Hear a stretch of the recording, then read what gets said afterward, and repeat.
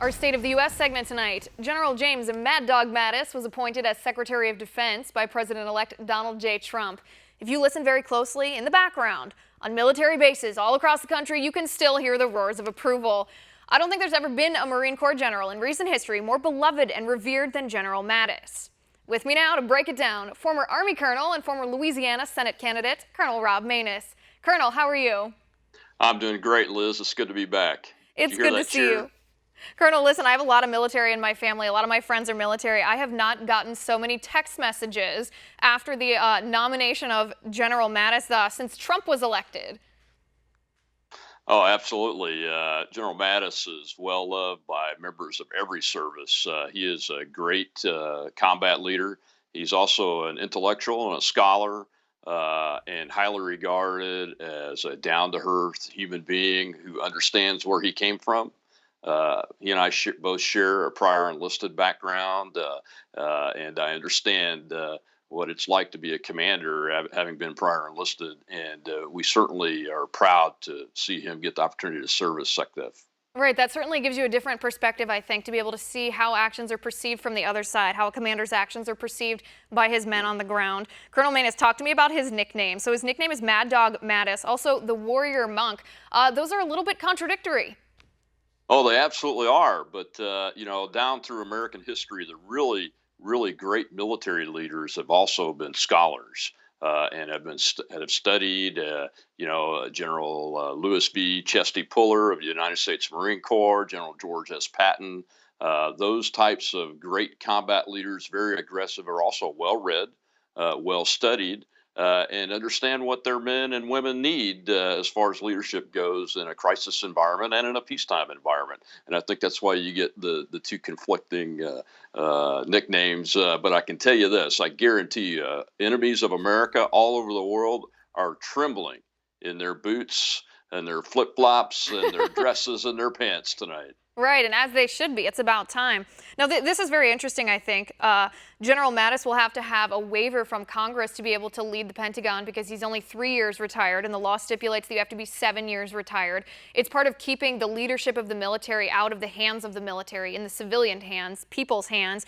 But talk to me a little bit about the responsibility of Secretary of Defense. Obviously, the security of the nation goes into it, making sure the troops have resources, but also a very critical role as Secretary of Defense is working on the rules of engagement. Colonel, talk to me about that. Absolutely. The Secretary of Defense is one of the two individuals in what's called the National Command Authority. The other individual is the President of the United States himself. And the rules of engagement have been really handcuffed our men and women on the ground and in the air and at sea in fighting the enemy that's called the Islamic State and Al Qaeda, whatever you want to name it. And we need to get those corrected very quickly. And General Mattis, I can't think of any other senior officer or civilian, for that matter, in the United States of America that could do a better job more quickly than to get that fixed for our men and women so that they can go out and win and then come home and we can be returned to a time of peace with strength. Right, and I think, I'm sure you can speak to this too, but just being around military so much, you hear a lot of complaints about the rules of engagement, about people having their hands tied, about the absolutely ridiculous bureaucratic things that they have to do on the battlefield when their lives are in danger, when they're trying to protect their buddies next to them, the ridiculous things they have to do that come down from people in the Pentagon who've never been on the battlefield for one day. Colonel, let me read you this quote. This is actually from Donald Trump. He was talking about General Mattis, and Trump said he asked him about waterboarding, and Trump said that Mattis said, "I've never found waterboarding to be useful. I've always found give me a pack of cigarettes and a couple of beers, and I do better with that than I do with torture." I was not expecting that response. I wasn't expecting it either, but it doesn't surprise me. There has been very little documented evidence that torture has the effect that the people that are trying to get their information want. And General Mattis's point of view is like many of us. We would rather interrogate our prisoners of war over time and build a relationship with them, treat them fairly and treat them well, and get as much information as we can out of them.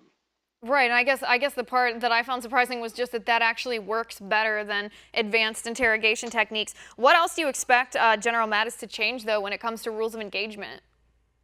I think that he will change the rules of engagement so that we don't have to give warning to our enemies before we drop bombs on their fuel trucks. in Syria so that our men and women don't have to be fired upon in order to return fire or engage the enemy.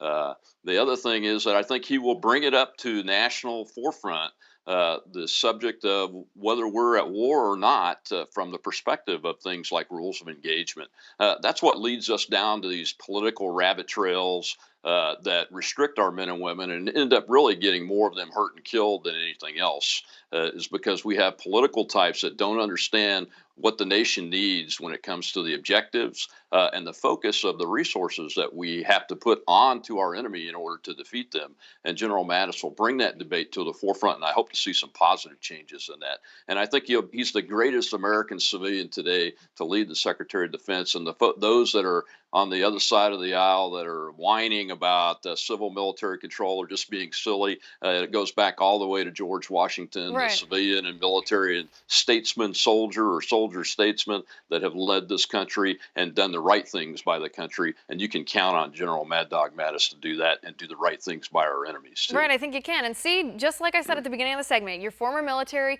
you're giddy. I have never seen people so excited about a Secretary of Defense before this. Colonel, let me ask you, the Democrats, there is some criticism from the Democratic side. There's even talk that the Democrats might try to derail the confirmation of the approval for this waiver for General Mattis so that he can't serve. Do you expect them to be successful at all? No, absolutely not. And I would not advise them to choose the Mad Dog Mattis Hill to be the one that they plant their flag and try to die on, because they're going to lose. They're going to lose dramatically. Right. And the American people, both in and out of uniform, will probably march on Washington and kick them out of their offices if they try to do that.